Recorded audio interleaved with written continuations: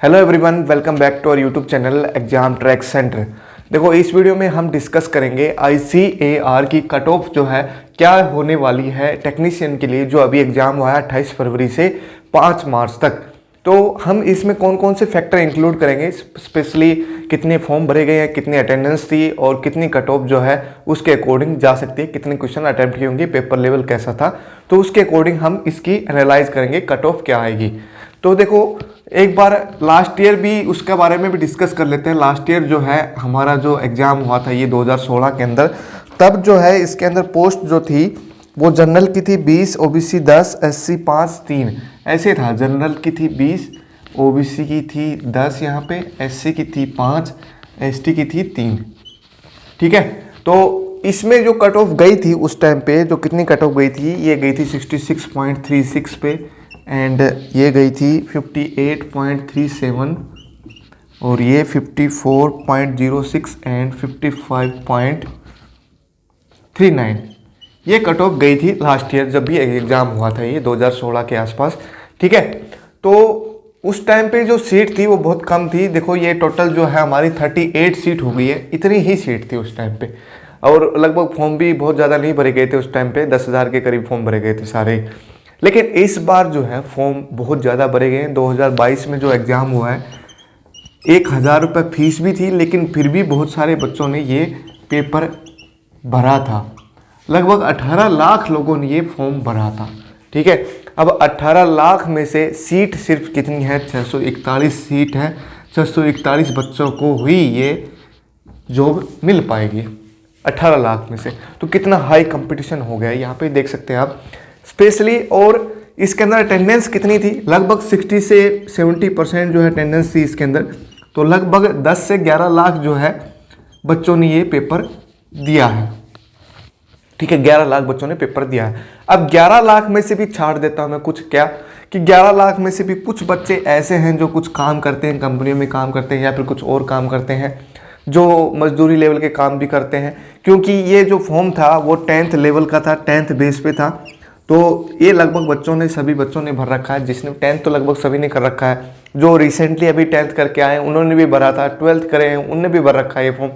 तो इस हिसाब से 11 लाख में से आधे बच्चे तो ऐसे ही हैं, उनको तो मतलब ये है कि भाई पेपर चलो देने चलते हैं, क्या पता निकल ही जाए।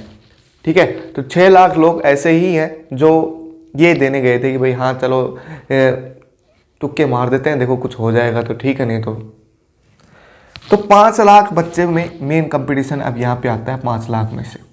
लेकिन ये भी बहुत ज़्यादा कंपटीशन है, 5 लाख 641 सीट, सिर्फ 1000 भी सीट नहीं है। देखो कितना हाई कंपटीशन है। फिर हम इसकी कट ऑफ को एनालाइज करें तो देखो, जो पेपर लेवल था अपना, वो पेपर लेवल जो है किस अकॉर्डिंग था। 10th का तो नाम ही था, लेकिन पेपर लेवल काफ़ी हाई लेवल का था, 12th लेवल का भी था, और उससे भी एडवांस चीज़ें, मतलब जो मैथमेटिक्स के जो क्वेश्चन थे, फिजिक्स के क्वेश्चन थे, केमिस्ट्री के जो क्वेश्चन थे, साइंस के, मतलब पूरा मिला के मैथमेटिक्स और साइंस जो है वो बहुत हाई लेवल की पूछ रखी थी इन्होंने। हाई लेवल नहीं, मतलब बहुत लेंथी लेवल का। एक ही क्वेश्चन को आप करने में कम से कम 5 से 10 मिनट तो लग ही रही थी आपको करने में। ठीक है, तो मैथ और साइंस जो है थोड़ा नहीं, काफ़ी डिफ़िकल्ट आया था इस बार। और सोशल साइंस और जीके मेनली जो है नंबर स्कोरिंग जो होते हैं वो यही सब्जेक्ट होते हैं, जीके वगैरह। क्योंकि मैथ के अंदर हो सकता है कि आपके क्वेश्चन ना निकल पाएँ, लेकिन जिसको भी मैथ आता है लेकिन फिर भी वो पूरे क्वेश्चन नहीं कर पाया होगा, ये गारंटी बात है।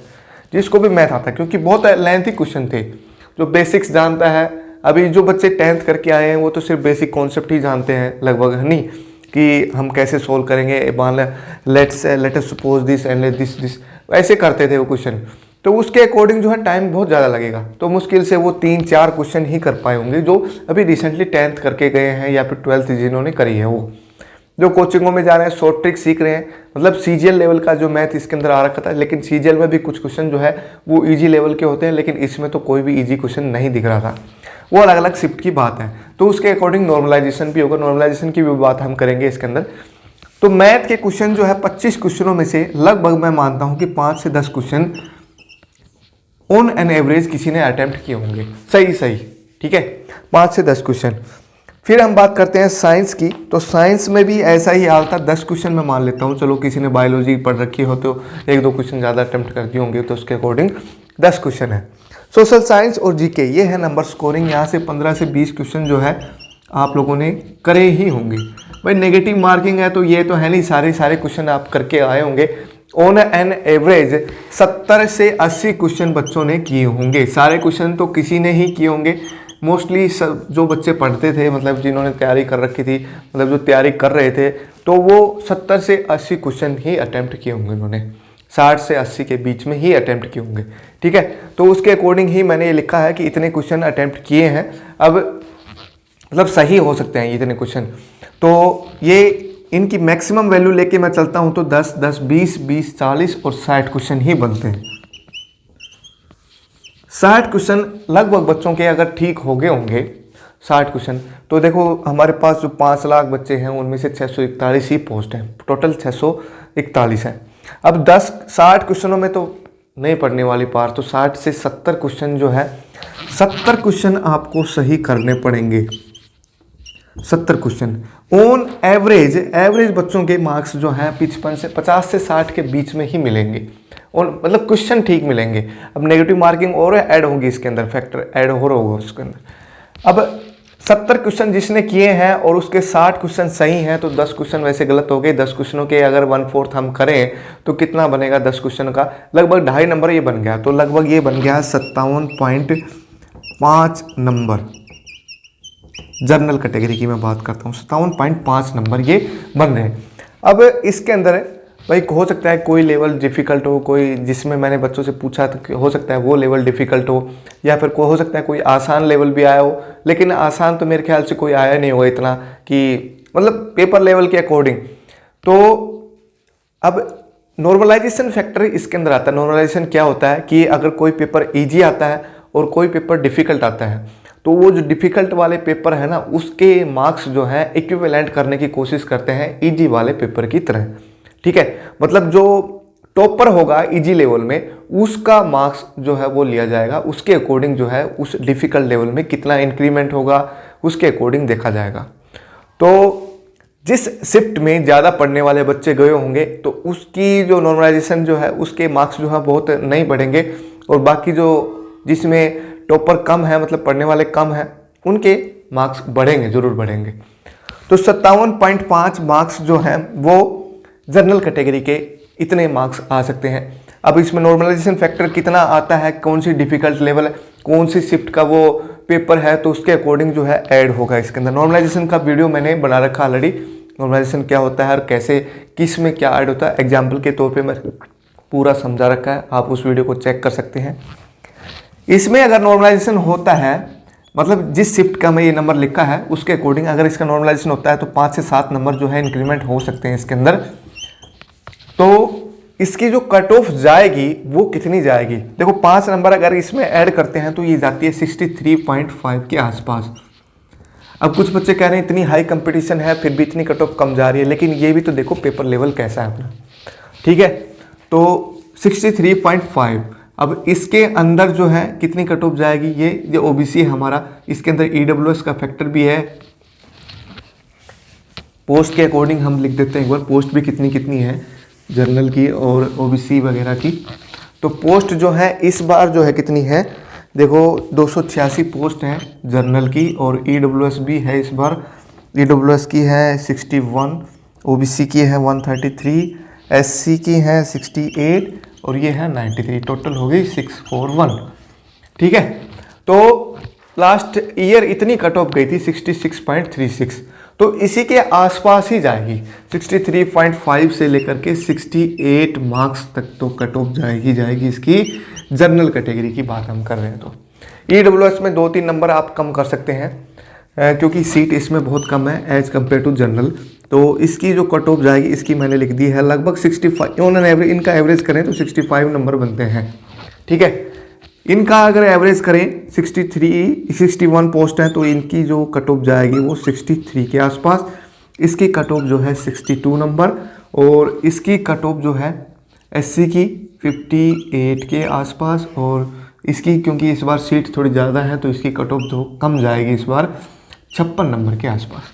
ठीक है, इस बार इसमें सीट कम थी इसकी कट ऑफ ज़्यादा थी, इसकी ज़्यादा थी क्योंकि इसमें सीट कम थी। इस बार इसमें सीट ज़्यादा है तो इसकी कट ऑफ जो है थोड़ी सी कम जाएगी। तो ये कट ऑफ है, मेरे ख्याल से तो यही कट ऑफ रहने वाली है, क्योंकि इस बार जो है कंपटीशन थोड़ा सा हाई है। नॉर्मलाइजेशन का फैक्टर इसमें कितना असर करता है उस पर डिपेंड करता है ये नंबर्स आपके। तो लगभग 60 से 70 के बीच में अगर नंबर हैं आपके तो उम्मीद कर सकते हैं आपका सिलेक्शन हो सकता है, क्योंकि इसके अंदर ना कोई इंटरव्यू है ना कुछ और है, सिर्फ डॉक्यूमेंट वेरिफिकेशन है। डॉक्यूमेंट वेरिफिकेशन कोई बाहर नहीं होता है, सभी के ठीक ही होते हैं डॉक्यूमेंट्स लगभग, तो नहीं, क्योंकि 10th लेवल में क्या ही डॉक्यूमेंट होगा, सिर्फ 10th की एक सर्टिफिकेट होगी और कुछ भी नहीं है। तो बाकी ओबीसी की जो सर्टिफिकेट है वो SC ST की सर्टिफिकेट है, वो थोड़ा सा ध्यान रखना है आपको, वो सर्टिफिकेट आपको बनवा लेनी है, अगर पुरानी है तो दोबारा से बनवा लेनी है। बस डॉक्यूमेंट वेरिफिकेशन में कोई बाहर नहीं होता। तो 60 से 70 नंबर के बीच में जो है कट ऑफ जाने वाली है इस बार, और क्योंकि कंपटीशन बहुत हाई था तो इसके अकॉर्डिंग जो है कट ऑफ ये मैंने डिसाइड की है। ये मत कहना कि भाई इससे ज़्यादा ही जाएगी कट ऑफ, क्योंकि इतना हाई कंपटीशन था। हाई कंपटीशन में बहुत सारे बच्चे तो ऐसे ही थे जो चले गए पेपर देने, बस चलो चलते हैं पेपर देने, बस हो जाएगा, कुछ होना हो तो तुक्के मार आएंगे। आधे से ज़्यादा बच्चे ऐसे ही थे, ठीक है, क्योंकि 10th लेवल का था ना, तो 10th लेवल के जो बच्चे होते हैं, हालांकि ये पेपर जो है ग्रेजुएशन लेवल वालों ने भर रखा था और 12th वालों ने भी भर रखा था, तो लेकिन 10th वालों ने भी भर रखा था ये पेपर। बहुत सारे बच्चे ऐसे हैं जो पढ़ाई के टच में नहीं थे कुछ सालों से, लेकिन उन्होंने भी पेपर भर रखा था ये। तो इसके अकॉर्डिंग जो है बहुत सारे बच्चे वो हटा दिए जाएंगे, तो उनके नंबर तो वो हो सकता है नेगेटिव में चले जाएंगे, क्योंकि इतने तुक्के मारोगे तो नेगेटिव में जाएंगे नहीं। तो इतनी ही कट ऑफ जाएगी, इससे ज़्यादा नहीं जाएगी, ये ध्यान रखना है। इसकी कट ऑफ जो है इतनी ही जाएगी, जिसके भी इतने नंबर बन रहे हैं अभी तो पता ही नहीं कितने नंबर बन रहे हैं, क्योंकि अभी जो आंसर की आएगी उसके अकॉर्डिंग आपको पता लग जाएगा कितने नंबर आपके बन रहे हैं। तो कौन सी शिफ्ट हार्ड है, कौन सी शिफ्ट ईजी है, वो डिपेंड करेगा टॉपर्स के जो नंबर है उसके ऊपर। अगर टॉपर के नंबर ज़्यादा आ रहे हैं किसी शिफ्ट में तो वो ईजी लेवल माना जाएगा और उसके अकॉर्डिंग ही नॉर्मलाइजेशन होगा फिर।